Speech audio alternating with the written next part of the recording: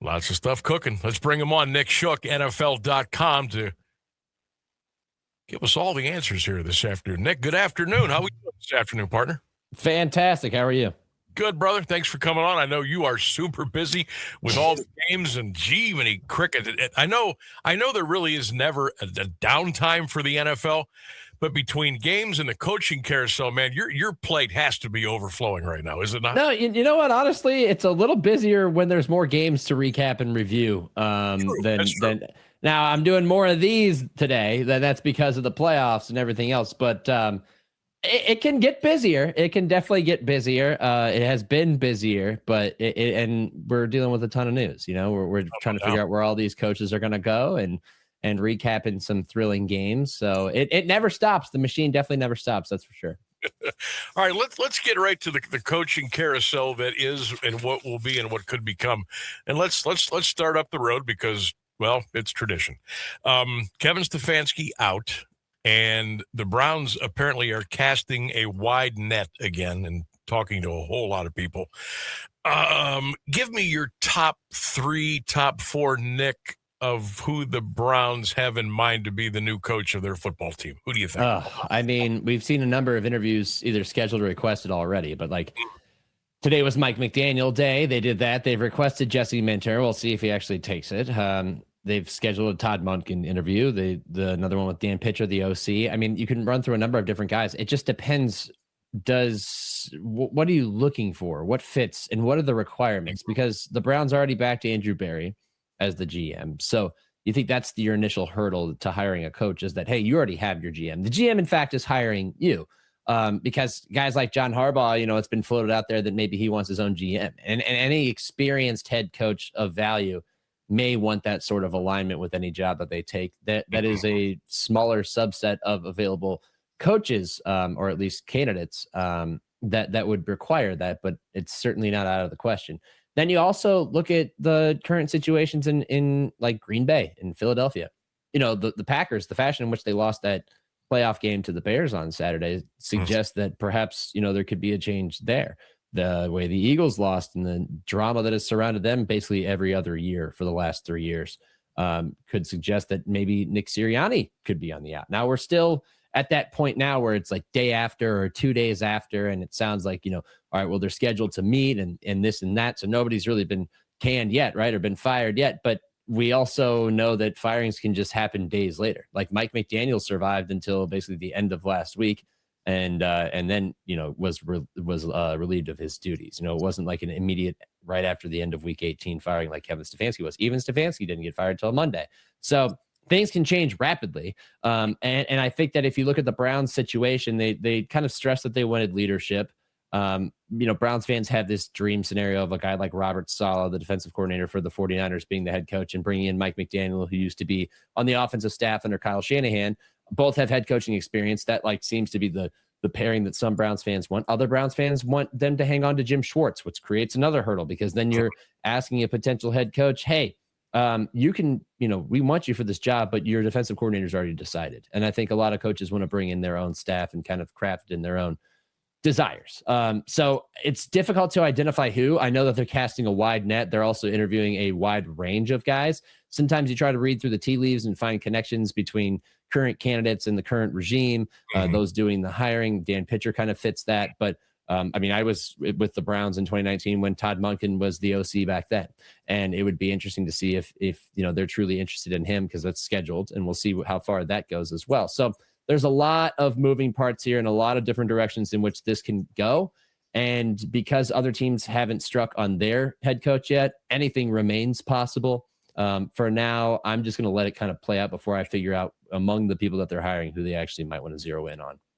Yeah, Nick Shook is our guest. NFL.com does a great job. Check him out on all the social media platforms at the Nick Shook. I've been pounding the table for Brian Flores. Probably not going to happen. They're probably not even going to request him. But, you know, I see that, you know, Schwartz is in the mix. I know they're going to talk to or have talked to Tommy Rees. Those two, I don't know. You know, Schwartz, to me, I'm a firm believer, Nick, and maybe I'm wrong here. I'm a firm believer of when you do something at just an incredibly high level, you might want to just stay in that lane. and be the best. That's what I'm kind of hoping Schwartz does. Does he want to be a head coach again? Probably. Did he have a great time at it with the Detroit Lions? Not really. But I can't blame somebody for wanting to scratch that itch, so to speak. But I think when you're super duper good at something in particular, maybe that's kind of the boat you should stay in. Agree or disagree? I would agree. I think there are so many cases of this being true over the course of the last 25 years in the NFL. I think about Norv Turner, who was a fantastic offensive coordinator who was not a good head coach. And you can go down the list a really, really long way to find a lot of examples of this. You could even say that about Saleh. I mean, the way that the Jets performed with him as head coach was a kind of a disaster for a number of different reasons. So I lean towards saying yes. Some guys are just better coordinators than they'll ever be as head coach. However, Jim Schwartz hasn't been a head coach in 13 years. The game has changed. Right. So, I mean, if you want to kick the tires on it, that's cool. Like you can try to figure it out, or at least be interested in exploring that. But what I really think would happen is if he became the head coach of the Browns, it was because they were so dead set on him being their leader of their defense, right, that they were willing to, like, and any other candidate said, well, no, I want my own defensive coordinator. Like they're essentially, do you sacrifice Jim Schwartz to hire the guy that you want as your head coach? Or do you decide Schwartz is so valuable to you that nobody else's decisions matter and that ultimately he becomes your head coach? Is he a good head coach in that role? Because you need the CEO type. You need the type that's going to oversee everything, whereas he's just been very dialed in on the defense, which is part of why the defense has been so good. So it's a lot of options to weigh here. What's more important to you? And I think that trying to find the coach that is like, yes, I want him as my defensive coordinator, it's not unprecedented. I mean, Patrick Graham survived like 2 head coaching regimes in Vegas with the Raiders over the last couple of years. So like it happens. It definitely happens. But if that is a prerequisite, I think then you're trying to thread the needle there a little bit too much. So I'm very interested to see what happens. But yeah, ultimately, like what you said, your initial point, which is like some coordinators should just stay coordinators. Absolutely agreed. There are many examples of that. I don't know if he is, though. The whole John Harbaugh thing, I'm sure you saw some of the numbers that he, may want $20 million a year. For him, he might want an extra $10 million to spread around his staff. He may want control. He might want his own GM. He might want to, have input on the draft. Will John Harbaugh get that? And what is a team do you think that would be willing to go down that road? And would the Browns be, let me rephrase that, would the Haslams and Andrew Berry be willing to go down that road? I mean, I think it's a non-starter if Harbaugh wants that much control over the roster, just given the fact that the Browns backed Andrew Berry so, passionately, so openly in firing Kevin Stefanski. It feels like, unless it's like a Liam Cohen situation where he was not going to, join the Jaguars unless they got rid of Trent Baalke, and then they came back the next day and they're like, okay, we'll get rid of Trent Baalke. Yeah, you can have the job now, and we'll have a different front office just to make sure that we get you as a coach. And that worked wonders for them. Sure did. I don't know if the Browns would look to that as an example. They just seem like very convinced that Andrew Berry remains their guy, at least for now. The way they justified it was strange. Like they pointed to, the Tyson Campbell trade is like, right, which I thought was a pretty good trade. But then they pointed to like Malik Collins, who's been in the league for a long time. And then they pointed to Andre Schmidt turning it around. Yeah, the kicker. Like, okay, yeah, you found him in the UFL. It just didn't. There wasn't a lot of strength to that argument. But I do think that would probably make it a non-starter if that's really what he wants, is that type of control. I could be surprised by the Haslams because money is not a problem with them. No. They got the money to be. Have you seen the stadium they've been working so hard to make sure it gets built? They got money, so that's not an issue. It's just a matter of, does it align with what they want? And also, you think about situations with these teams. Like, Tennessee has a quarterback they believe is the future in Cam Ward. New York has a quarterback they believe can be the future in Jackson Dart. Does Harbaugh want to sign up for a team that clearly doesn't have a rock solid option at quarterback, that needs a lot of help offensively? I don't know, and maybe asked to retain his defensive coordinator as a result. I'm not sure. It just seems like the fit may not be the best. Nick Shook is our guest, NFL.com. 6 years ago today, Freddie Kitchens was out, and then 34-year-old Kevin Stefanski took the job. And God, he was 34 when he took that job? 34. Oh. I'm going to tell you what. I was watching, I forget what Cleveland station last night. They did like a little 3-minute kind of, roundabout of when he took the job and to when he was let go. Nick, he looks like he aged. I'm serious. He looks like he aged 20 years between getting hired and the day that he was let go. I almost going, oh my God, poor Kevin. Really? Well, it's like the pictures of presidents at the end of like 2 terms. Like, look at Barack Obama. He went from like being this very youthful looking guy. By the time he left, he was gray. Like, it happens. The stress of the job is real. 6 years ago today, and here we are looking for a coach again. And speaking of Stefanski, he's been on the tour. I guess he was with the Falcons today, which I think it might be a good matchup with him. I think Tennessee would be good too. Where do you think Kevin's ends up, or does he go be an OC again for a time? I think that he would be an ideal choice for the Giants. I think that Jackson Dart has a bit of Baker Mayfield to him that Kevin could take advantage of.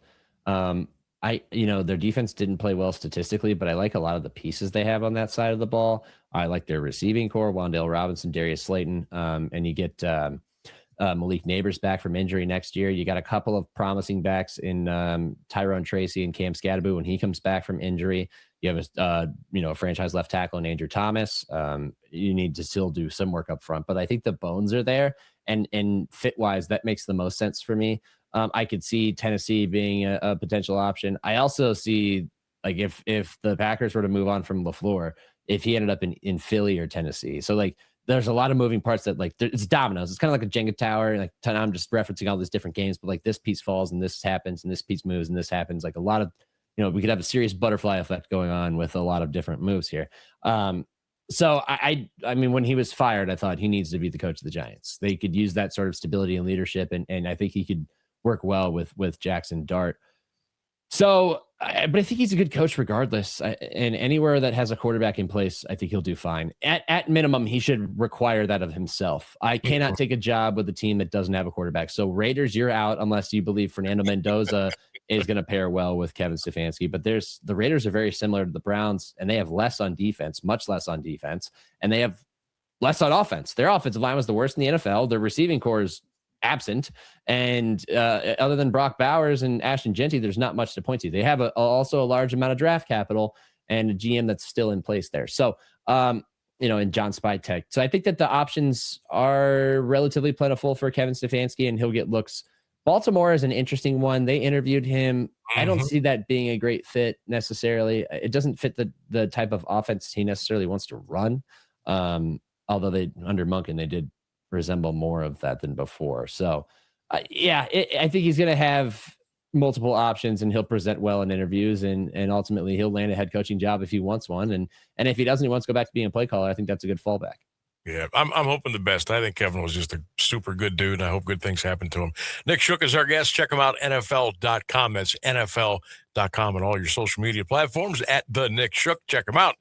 A couple more quick ones on the Browns, and we'll get to what's going on the field yesterday and look ahead to the divisional games.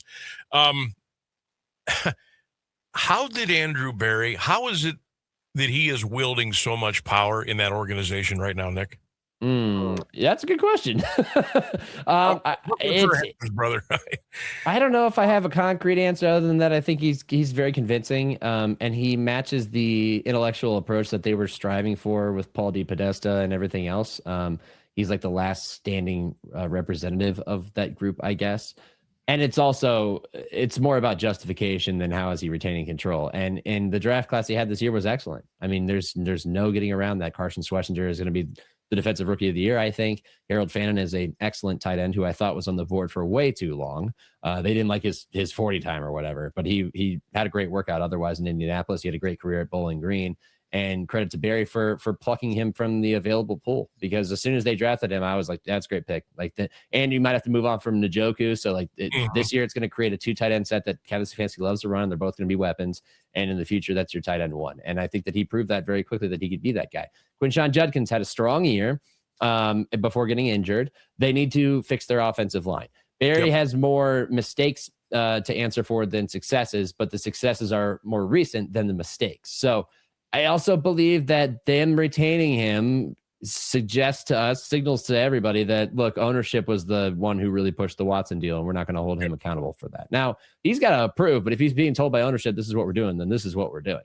So I think they're giving him a short leash, but an opportunity to build on the draft class he had last year. Again, you also have to understand that the Watson deal robbed him of 3 first-round picks in 3 straight years. So, like, it's hard to, kind of retool and bring in reinforcements for a team when you don't have top tier draft capital, and the Browns have not had that. So he's had a hand tied behind his back while also trying to navigate the salary cap and continue to restructure Deshaun Watson's deal to create some cap space to remain competitive. So I believe they took all of this into account, and publicly they could point to the draft class and say, look, all right, we got some good players here. The future is bright, but we need to give the same guy more time with the actual draft capital to continue building.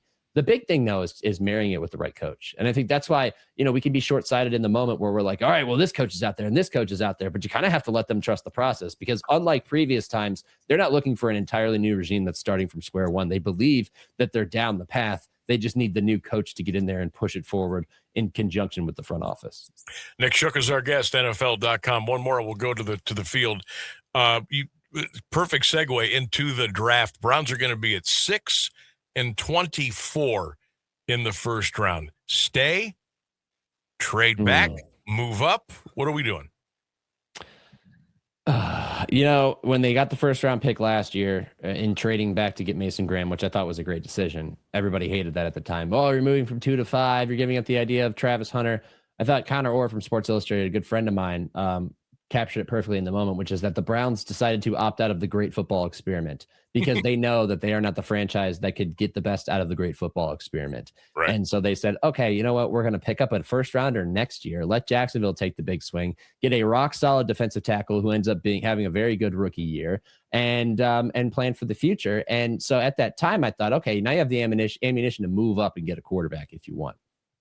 I don't think that quarterback's there, to be completely frank with you. Mendoza, I think Mendoza is going to be the consensus number 1 going to the Raiders. I don't have that type of faith in Dante Moore if he declares for the draft. And I don't think the rest of the class really possesses that sort of talent. So the question is, do you trade back and what do you do? Can you pick up another first rounder? Could you pick up another one this year and recreate 2017, 2018, when they had 3 first round picks and they took the likes of, Baker Mayfield, Denzel Ward, and then David Njoku all in the first round.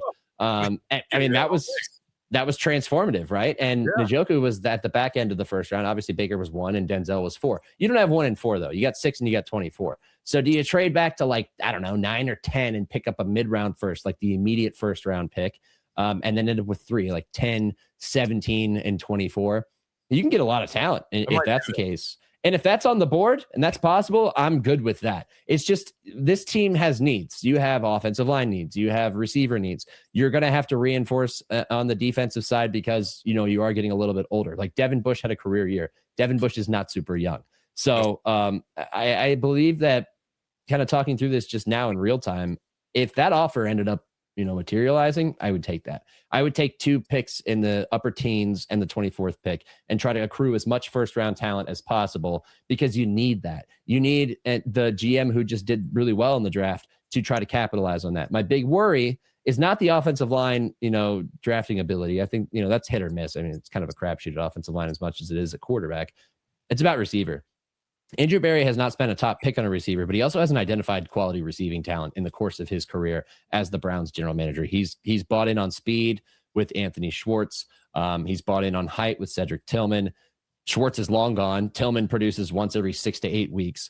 And part of that is the product of the offense and not having a good quarterback. So I would be wary of trusting him to select a receiver, but I think the more picks you have, the more opportunities you have, especially in the first round. So yes, if an opportunity to trade back into the early to mid teens and pick up end up with 3 first round picks, that would be fantastic. I would take that in a heartbeat, but the price for that would be tough, because if you move from, let's say you move from 6 to 10, you're getting 10, you're probably picking up next year's first round pick.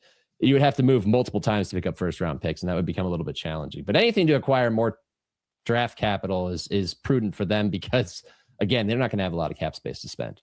Yep, that's a good point. A lot of holes to fill, and they're going to have to do it from the inside out. Nick Shook, NFL.com. We got about a minute and a half. Over the weekend, Rams win, Bears win, Bills, Niners, Patriots. Anything unexpected out of those 5 games, and a quick prediction on tonight, Texans, Steelers in Pittsburgh? No, this is largely what I thought would happen. I picked the Niners 20-17, so seeing them win 23-19 was nice. At least, for my own confidence, I guess. The Eagles doing exactly what I thought they would, which is struggle and fail offensively, and the Niners doing what they've done all year, which is find ways to make it work when they've, got a ton of personnel losses. The Rams, that game was closer than I thought it would be against the Panthers. The Bills and Jags, that was the most fascinating game of the weekend, and it turned out to be the most entertaining game of the weekend. Chargers, that's what we expected for them for most of the back half of the season. They lost both their starting tackles. Their offensive line cannot pick up stunts, cannot pick up blitzes, and receivers aren't getting schemed open. Justin Herbert is being asked to be Hercules, be a Josh Allen, but with less around him, more receiving talent, but less overall around him. And they succumb to their flaws. And that is the story of the Chargers over the last 2 years and in the Jim Harbaugh era, as they overachieve and then they prove to be who you thought they were in the playoffs. So that's tracked as well. The Bears, I thought the Bears and Packers game was going to be thrilling. I didn't think they would come back in the fashion that they did, but that is who they are. So a lot of fitting endings in this wild card round. And tonight, I'm gonna expect the Texans to win defensively against the Steelers in what could be another rock fight. Interesting. I think tonight could be one of those ugly throwback, but it'll be exciting. But it's going to be, it's going to be old school football. I would be surprised if the winning team scored more than 17 or 20. Yep. We'll see what happens tonight in PA. Nick Shook, NFL.com. Always good to catch up with you, man. Great stuff. Keep doing your thing, and we'll check in with you again down the road. All right? We appreciate it. Yep, no problem. Thanks for having me on, Sam. You got it. Nick Shook. Check him out. NFL.com @the Nick Shook on all of his social media platforms.